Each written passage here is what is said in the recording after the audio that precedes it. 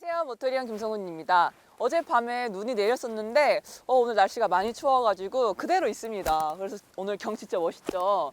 뭐 이런 날도 두렵지 않게 만들어주는 모델, 오늘 만나볼 모델입니다. 바로 지프 랭글러 언리미티드 랭글러 JK 에디션입니다. 네, 찝 브랜드는 SUV만 만드는 브랜드로 유명하죠. 그 중에서 찝 브랜드 중에서도 가장 터프한 모델 랭글러 모델인데요. 그 랭글러는 평소에 막 찝차, 찌프차라고 불리기도 했던 주인공이기도 합니다. 네, 랭글러는 제2차 세계대전 찌프 군용차로 시작됐죠. 지금은 랭글러로 산 지 3세대가 됐습니다. 이 3세대를 JK라고 부르고요. 이제 이번 LA 모터쇼에서 4세대 모델이 공개됐던데 참 기대가 됩니다. 네, 그리고 랭글러는 두 가지 버전으로 나뉩니다. 랭글러 루비콘, 랭글러 사하라. 그래서 랭글러 루비콘 모델은 오프로드를 위해 완전 무장한 모델이고요. 사하라 모델은 온로드 주행까지도 신경 쓴 모델입니다. 네, 오늘은 그 후자인 사하라 모델 만나보겠습니다. 그리고 국내에 30대 한정 판매되었던 그 랭글러 JK 랭글러 언리미티드 에디션 다 꼬였다. 아무튼 그 에디션이 딱 이렇게 입혀져 있는 모델 만나보겠습니다. 네, 작년 찝 캠프에서 사하라 모델로 오프로드 경험해 봤었는데 그때 진짜 뭐 제가 랭글러를 운전하고 있는 건지 랭글러가 저를 운전하는 건지 뭐 의문이 들 정도로 그 주행 감각에 진짜 익숙치 않았는데 오늘은 제가 한번 꼭 타보도록 하겠습니다. 뭐 그때도 제가 탔긴 했지만요.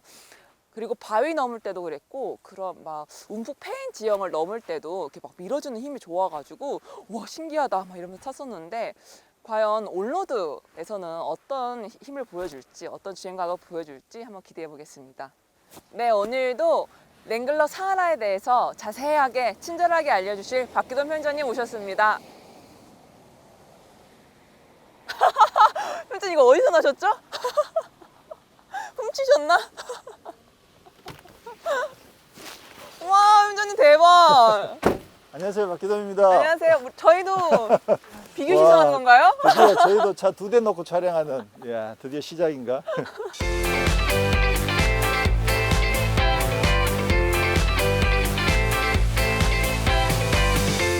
오늘 비교 시청은 아니긴 하지만 네. 마침 근처에 이게 빨간색 루비콘이 딱 있어가지고 파란색 사하라, 빨간색 루비콘 와, 완전 그림이 대박. 오늘 딱 어울리는 그런 그림이 만들어졌네요. 네, 일단 자리부터 좀 바꾸고. 와, 날씨가 정말 많이 추워졌어요. 네. 햇빛이 따뜻하다. 오늘 체감 온도가 근데 영하 18도래요. 근데 지금 햇빛이 엄청 따뜻한데? 그렇죠. 길게 이야기할까?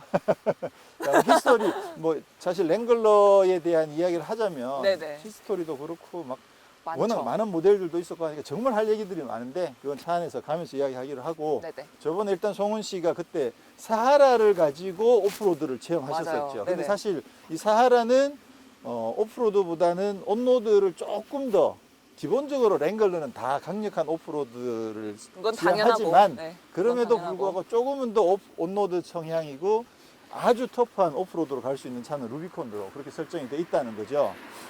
자, 뭐 기본적인 거 간단하게 좀 몇 가지만 살펴보면 네.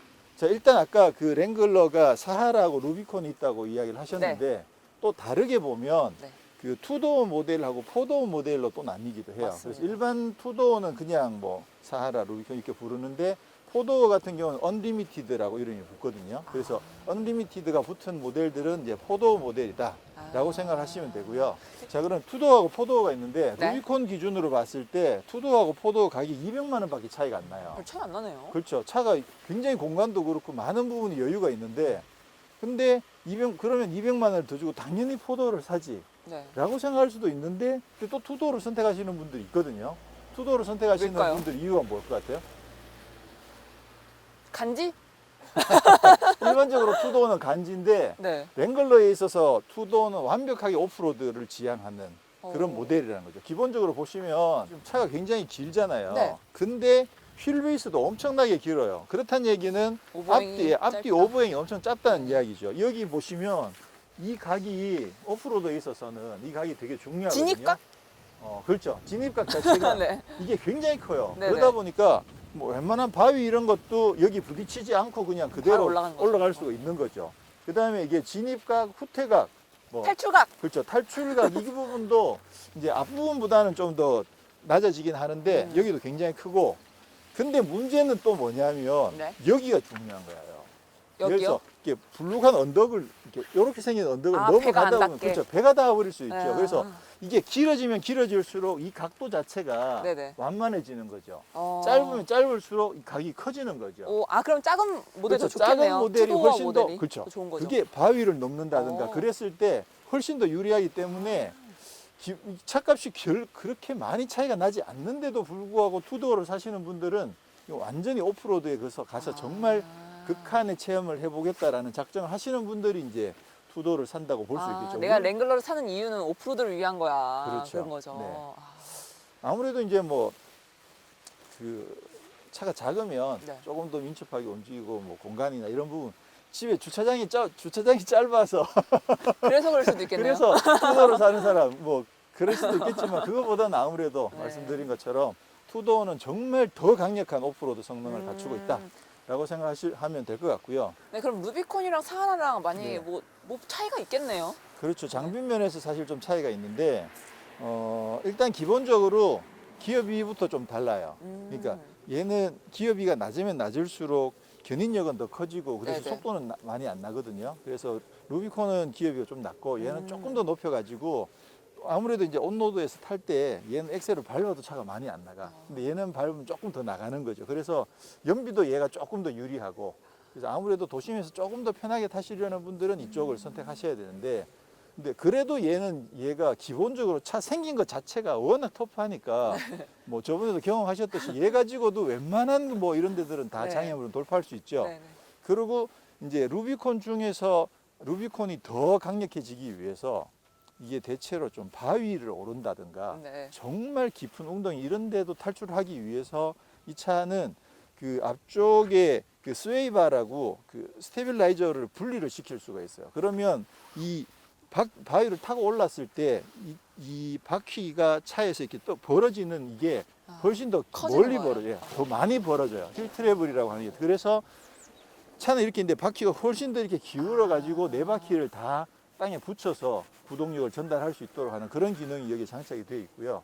그리고 그 로기어에서도 네. 2H, 4H, 4L 있잖아요. 네. 차량 구동이 두 가지 있는 그렇죠. 거죠. 네. 4L로 갔을 때도 기어비가 저쪽이 굉장히 더 많이 낮아져요. 그래가지고 이 차는 오를 수 없는 각도의 등판 같은 것도 얘는 가능하도록. 밀어주는 게 더 좋아지는 그렇죠. 거예요. 이게 밀어주는 힘이. 힘을 타고 올라갈 수 있는 힘이 훨씬 더 좋아서 등판력 자체가 훨씬 더 좋은 거죠. 그래서 바위도 막 등판력. 이렇게 생긴 바위산도 올라갈 수 있는 실력을 갖고 있는 게 루비콘이더라. 근데 이제 뭐 그런 차이들이 있어서 정말 극한의 오프로드를 즐기실 분들은 루비콘을 선택을 하시는 거고. 근데 이 사하라만 하더라도 누누이 이야기하지만 아유, 워낙 워낙 네. 터프입니다. 자, 그 증거가 뭐냐면 여기 오면 그 트레일레이티드라고 딱지가 딱지가 붙어 붙어있네요. 있죠. 네. 이게 뭔지 알아요? 압니다. 뭐예요? 5가지 엄청 험한 지형에서 음. 그 테스트를 통과한 네. 그 이숙중 아닌가요? 아, 맞아요. 저 5가지인지 뭐를 통과한지는 모르겠는데 몰랐는데 역시 송원 씨가 공부를 잘 해와가지고 그러니까 어쨌거나 그 집이 생각하는 이 정도는 통과해줘야 돼라고 생각하는 그 그렇죠. 험로를 이 차도 통과했기 때문에 네네. 이 트레일레이티드라는 딱지를 붙일 수 있는 거죠. 그만큼 강력하다는 뜻이고 자 그러면 뭐 그 외관상 큰 차에는 사실 없는데 펜더 이런 부분들 말고 타이어까지 사실 똑같으니까 이 차는 좀 더 특별하게 생겼죠. 이게 이제 그 랭글러 JK 에디션이라는 거 아니에요? 30대 한정. 네. 아까 이름 차례대로 이야기해 보면 지프 랭글러는 차 이름이고 네, 그렇죠. 언리미티드는 이제 4인승이라는 뜻이고 언리미티드 뒤에 또 한 번 랭글러가 나오죠. 네. 랭글러 JK 에디션. 그게 이제 여기 랭글러 JK라고 붙어 있는 요 차가 이제 한정으로 나온 랭글러 JK 에디션 이름은 에디션인데 JK. 그렇죠. 그래서 랭글러 JK가 이제 마지막으로 에디션이 나오고 네. 어, 굿바이 에디션인가요? 그렇죠. 그다음에 이제 JL로 바뀌는 네. 거죠. 그러기 위해서 마지막으로 나온 게 이제 JK 에디션인데 혹시 JK 에디션 특징이 뭐예요? JK 에디션 특징이요? 음. 일단 루프 색상이라니까 투톤이 쓰인 거죠. 하얀색 루프가 하얀색 쓰여요. 루프. 네. 쟤도 투톤이긴 한데, 네. 그죠? 이 이거 색상이 이 색상은 없었던 이 색상 조화는 없었던 거죠. 맞아. 이 색깔도 이거 되게 좀 특이한 게 네. 어디선가 영화에선가 이런 데 어디 보면 그 미국 뭐 이렇게 의장대 이런 사람들이 이게 이 색깔 제복에 이거 모자를 쓴 이런 느낌이 있었는데 네. 좀 그 느낌이 좀 나는. 포카리스 웨이트 생각났는데. 그래요. 좀 그 느낌이 나는 컬러고 네. 컬러가 두 가지라고 그러는데 네, 두 가지입니다. 실버 쪽도 하나 있는 거예요. 하나가 근데 뭐 하여튼 뭐 네. 두 가지가 있어서 그랬고 여기도 특이하게 생겼네요. 윗부분이 다르네요. 네, 이게 지금 이게 파워돔 에어덕트죠, 이게. 파워돔? 에어덕트인데 예, 요거는 뚫려 있나? 한번 열어볼까요? 이거 열려면 이렇게 해서 우와. 열면 돼요. 제껴. 완전히 넘겨야 돼. 빼요. 네. 그다음에 밀고 아우, 진짜 무겁네요. 잠깐만. 으쌰. 열어보면 구멍이 뚫려 있군요. 오. 네, 구멍이 뚫려 있네요. 일단 뭐 연김에 엔진룸을 봐야 되는 상황이네. 마무리하면 요거는 이제 그 에어덕트가 뚫려 있는 파워돔. 네. 그죠? 요거는 JK 에디션에 되게 터프하게 생겼잖아. 네. 그래서 좀 더 예쁘게 꾸며 놓은 게 에디션에 장착된 거고.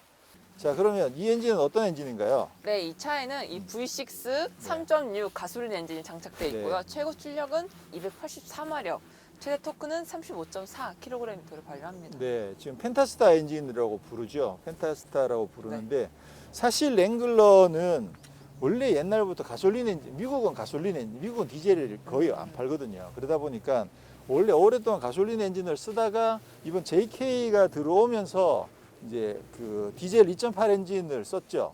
디젤 2.8을 쓰면서 그동안 이제 많은 사람들이 이 랭글러가 정말 좋긴 한데 엔진도 막 가솔린 엔진 크고 연비도 안 좋고 막 그러니까 이 JK 전에 그 TJ 같은 경우에는 엔진이 그 직렬 6기통인데 배기량이 4000cc예요.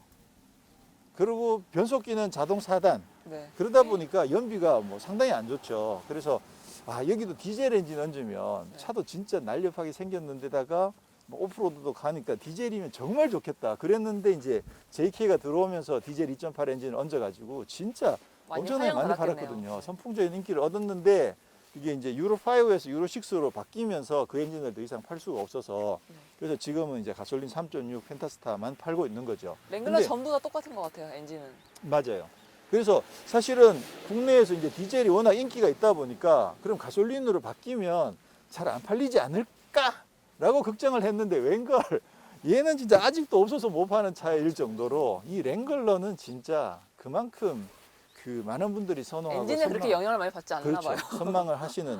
그리고 아무래도 이제 가솔린 엔진이면 어차피 디젤을 못 타니까 가솔린 엔진은 그나마 좀 조용하고 온로드에서 타기에도 조금은 더 유리한 면이 있으니까. 장점을 바라보면 네, 되는 거죠. 그렇죠. 네. 그래서 연비는 조금 포기하더라도 그렇게 해서 지금은 이제 가솔린 엔진이 적용되어 있고요. 근데 이번에 이제 JL 발표된 신형에는 보니까 2.0 터보 가솔린도 나왔고 또 V6 3.0 디젤 엔진도 또 있더라고요. 엔진 라인업이 좀 많아진 것 네, 같아요. 좀 늘어났죠. 그래서 이 펜타스타 엔진도 그대로 있고 2.0 가솔린 터보도 상당히 괜찮을 것 같아요. 그것도 힘이 상당히 좋으니까 좀 기대가 되고 디젤도 이제 V6 3.0으로 좀 더 안정적이면서 토크가 좋은 엔진이 있으니까 랭글러도 이제 좀 더 그 선택의 폭이 넓어지고 좋아질 것 같다는 디자인도 생각이 들죠. 더 디자인도 조금 투박한 이미지가 더 강했다면. 아니, 자, 우리 좀 2차 이야기 해야 되는데 신형이 이미 나와버려가지고 네, 그 사진 보고 너무 멋있다 막 이러고 왔어가지고.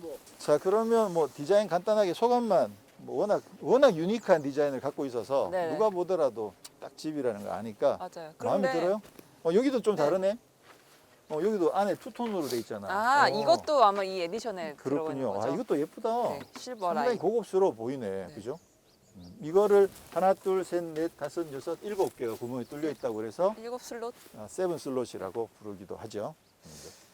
근데 차가 예를 들어서 레이도 그렇잖아요. 이렇게 약간 뭐랄까 박스형 앞이 이렇게 탁탁 서 있으니까 공기 저항을 좀 맞아요. 많이 받죠. 연비가 굉장히 안 좋아질 그래서 안 수밖에 좋은 없죠. 거예요. 기본적으로 연비 안 좋은 기어비도 이미지. 많이 낮고 차도 무겁고 그러면서 또 공기 저항도 많이 받고 그래서 연비가 공기 좀 저항도 많이 받는 많이 안 좋은 이유가 편이죠. 있으니까. 그리고 이 팬더가 이렇게 툭 튀어나와 있는 네. 이 오버 팬더 이것도 네. 진짜 너무 멋있죠. 왠지 오프로드는 이래야 될 것만 그렇죠, 같은 그렇죠. 그런 느낌들을 주고 있고 바퀴를 아주 강조한. 사이즈를 잠깐 보면 이게 4750이어서 산타페가 4700, 소렌토가 4800이거든요. 네. 그렇게 따지면 얘는 딱 산타페하고 중간 소렌토 사이즈네요. 중간 사이즈인데 근데도 되게 커 보여. 훨씬 커 보여요. 네, 휠베이스가 워낙 길어가지고 휠베이스가 산타페보다 엄청나게 더 길거든요. 근데 키도 소렌토보다 별로 안 커 이게. 안 커요. 숫자가 그렇던데. 근데 이게 커 보이죠, 이렇게. 소렌토가 이렇게 키가 큰가? 근데 이거 올라탈 때도 막 엄청 올라타야 맞아요, 되잖아요. 네. 근데도 사이즈 면에서 이게 그렇게 큰 차가 아닙니다. 그러니까 큰 차라고 부담 가지실 필요가 맞아요. 사실은 없는 거라는 거죠. 근데 이제 앞에 타보면 팬들도 이렇게 툭 튀어나와 있고 해서 좀 운전할 때 조금 부담이 생기긴 하는데 우리가 실제로 사이즈를 계산해 보면 그렇게 큰 차는 아니더라. 그래서 부담을 갖지 않으셔도 될 것 같습니다. 예. 여기 이런 거 그 원래 군용에서 오다 보니까 네. 이런 거 다 떼낼 수 있어요. 문을 아예 네. 떼낼 수 있는 네, 거죠. 이거 떼낼 수도 있고 투도어하고 포도어가 있는데 스포츠라는 모델이 또 있죠. 네. 스포츠 모델은 아예 투도. 네, 투도어이면서 아예 소프트 탑이 얹혀 있는 캔버스 탑이 들려 있는 장착되어 있는 모델은 네. 스포츠라고 부르죠. 이 하얀색 캡 이거 진짜 진짜 특이하게 생겼어요. 시야를 살짝 가리더라고요, 아까 운전할 때 보니까. 그렇죠. 네, 네. 신형은 요거 약간 내려갔다고 네. 그러더라고요. 진짜 한번 내려보세요, 이거. 손잡이 하나도 참 투박하네요. 우와, 아, 이렇게 열리는구나. 이거 처음 열어봐요. 처음 우와, 열어요. 네. 냉장고 같네요. 네. 여기다 짐을 어떻게 실어야 될까? 좁아서. 이것도 열어야 되지 않아요? 이거 완전히 열고. 그냥 열. 이렇게 놓고. 되게 허무하게 열린다. 그래요? 좋군요. 뭐 여기도 스피커를 아닌가? 원래 스피커를 달아놨네. 이야.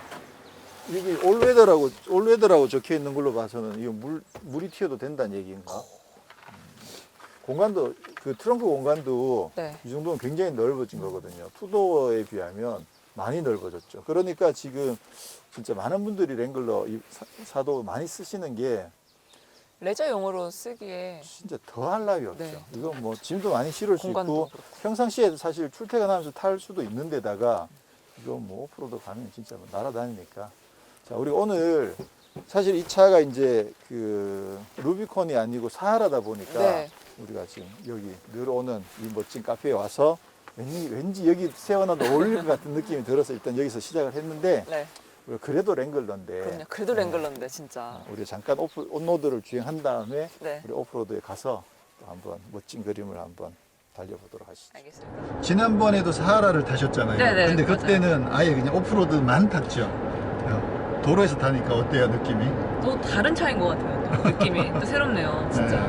근데 마치 배에 타 있는 기분이 좀 들기도 해요. 위에 타고 있는 이 출렁출렁한 느낌이 있어요. 네, 출렁출렁한 느낌이 네. 전체적으로 묵직해서 네. 이렇게 불안한 그런 출렁출렁함은 아닌데 뭔가 이쪽에서 요철이 들어와도 이쪽까지도 좀 다 함께 움직이는 일심동체인 느낌. 그러니까 이 차를 만약에 그냥 그것만 가지고 평가를 하면 아, 이 승차감 진짜 안 좋아요. 이래가지고는 블루드에서만 평가하면. 이래가지고는 이 차는 절대 못 타요. 막 이렇게 평가가 나가는데 그렇게 평가하는 것 자체가 잘못된 거예요. 그렇죠. 이 차의 성격이 있고 그리고 이제 또 여러 가지 그 레인지가 굉장히 다양한 차들이 많이 있기 때문에 그들 중에 이 차는 이 차의 성격이 있는 거니까 그래서 사실 느낌이 좀 많이 생소하죠. 네, 진짜 생소해요. 사실 오프로드에서 뭐랄까 다듬어진 모델이니까 거기 가면 정말 빛을 발하지만 확실히 온로드에서는 조금 낯설고 네. 좀 적응할 시간도 필요한 것 같아요. 근데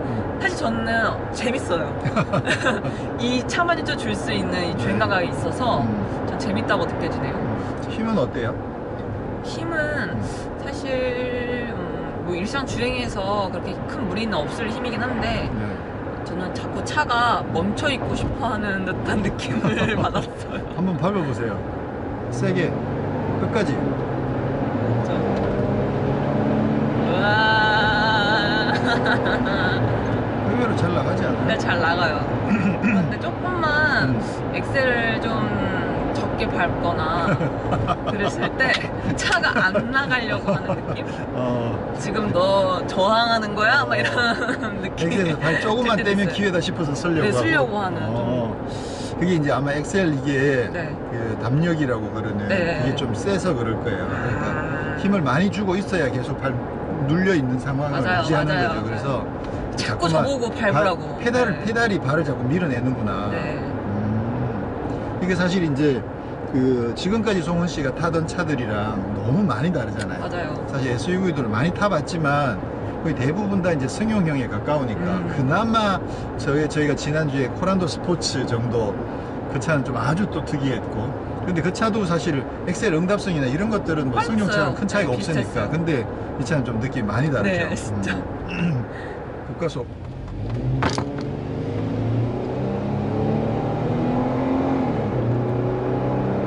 와, 오, 잘 나간다.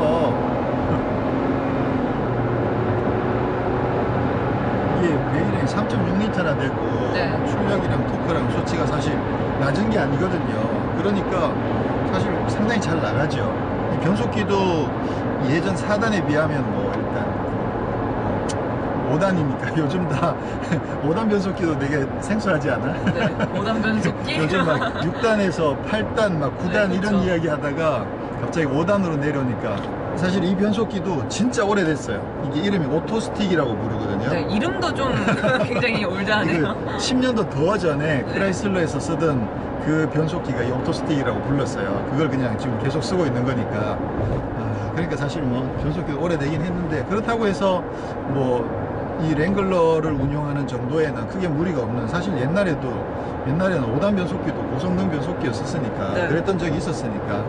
근데 지금 확실히 이게 가솔린으로 바뀌고 특히나 이게 펜타스타 엔진으로 바뀌면서 그 엔진 회전은 진짜 좋아졌어요. 그러니까 이전 아예 그냥 TJ로 들어가 버리면 네. 그때는 진짜 회전도 안 올라가고 멍하는 소리만 나고 차는 안 나가고 그런 느낌이었는데, 지금은 회전도 상당히 매끄럽고 엔진 사운드도 굉장히 매끄러운 소리가 나잖아요. 멋있네요. 네. 난 집 랭글러에서 이런 사운드가 나는 거 지금 상상을 못 했는데. 아, 정말요? 네. 사실 이제 그 TJ로 들어오면서 네. 디젤을 먼저 탔으니까 그건 또 디젤이라. 더 시끄럽겠네요. 네, 저 사실 그 이 랭글러를 너무 오랜만에 탔어요. 저도 너무 오랜만에 타고 사실 또 공부도 많이 안 해가지고 아직까지도 계속 막 정신없이 막 공부를 하게 되는데, 야, 이 펜타스타 엔진 상당히 괜찮네요. 물론 아무래도 이제 차에 한계가 있으니까 뭐 연비 이런 게 우리가 평상시에 접하는 연비보다는 많이 낮게 나오니까 좀 그런 한계가 있긴 있는데, 네. 일단 온로드 주행 감각은 뭐 일단 엔진이 굉장히 매끄러워졌다. 그리고 또 변속기도 크게 무리 없이 무난하게 잘 작동을 하고 있고, 그래서 전체적으로 엔진과 파워트레인 쪽은 일단 굉장히 매끄럽다는 느낌이 들고요. 그리고 지금 기어비가 아까 말씀드렸잖아요. 근데 대표적으로 종감속비가 루비콘하고 그 사하라는 다른데, 네.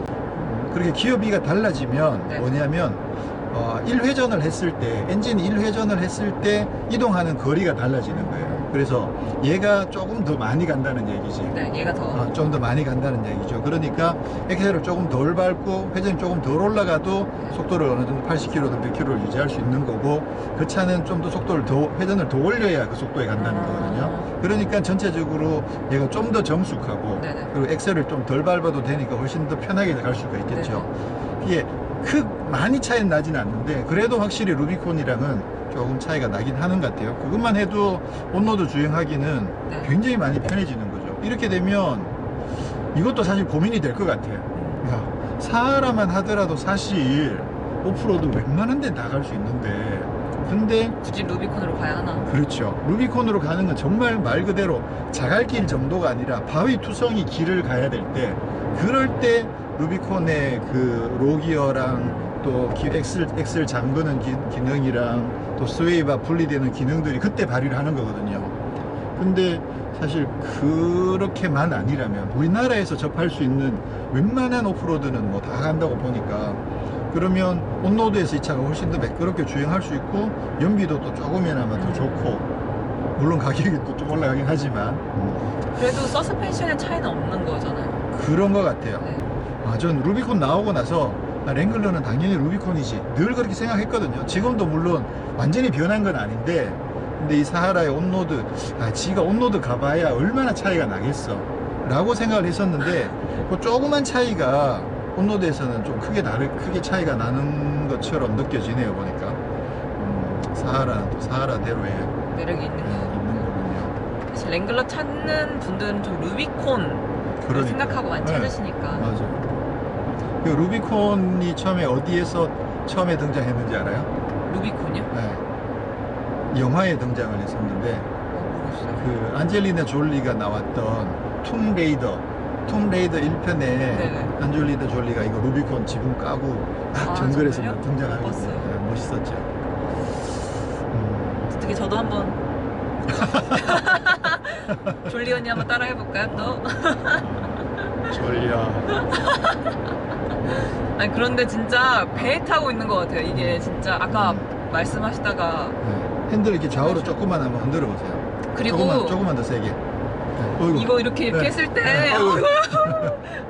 출렁출렁출렁 네. 정말 출렁출렁이라는 단어가 맞는 것 같아요. 네. 이게 롤이 휘청휘청 기우뚱기우뚱하는 느낌이 나죠. 네. 이게 아무래도 이제 오프로드 특성을 해야 되니까 그래서 뭐 좀 이렇게 설정이 된 것 같고, 그럼에도 불구하고 이 정도만 하더라도 진짜 많이 좋아진 거죠. 네. 그 지난번에 그 코란도 스포츠 때도 말씀드렸듯이 아무래도 이 오프로드를 타야 되는 차들은 좀 핸들의 유격을 어느 정도 요주를 많이 하거든요. 그리고 제가 지난주에 락투락이라고 몇 바퀴 도는지 그런 거 네네. 재봤죠. 그게 이제 기어비가 얼마나 여유 있느냐를 보는 건데, 이 차도 아마 좀 여유 있게 설정이 되어 있을 것 같아요. 네, 지난번에 그 렉스턴 스포츠 시승 영상에 나오고 난 뒤 몇몇 분들이 그 운전대에 잡는 방법을 이렇게 지적을 해 주셨거든요. 네네. 그게 뭐냐면 이렇게 잡으면 안 된다는 거예요. 손가락이 이렇게 운전대 안쪽으로 그걸 들어가 있으면 네.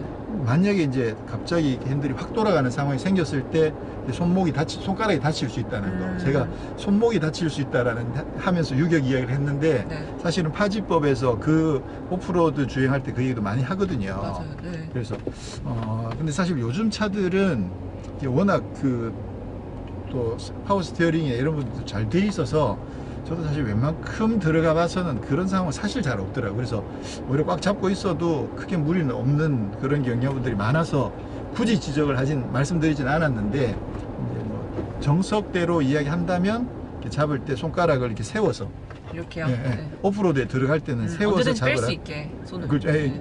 빠져 있는 상태로, 네. 이런 상태에서 잡으라라고 이야기하는 게 일단 정석이더라. 근데 제가 봤을 때는 뭐 요즘 차들은 굳이 안 해도 되지 않을까라고 살짝 이제 한번 생각이 드는데, 그 염려스러우신 분들은 이렇게 잡아주시는 게 혹시 훨씬 더 모르니까. 훨씬 더 안전하겠죠.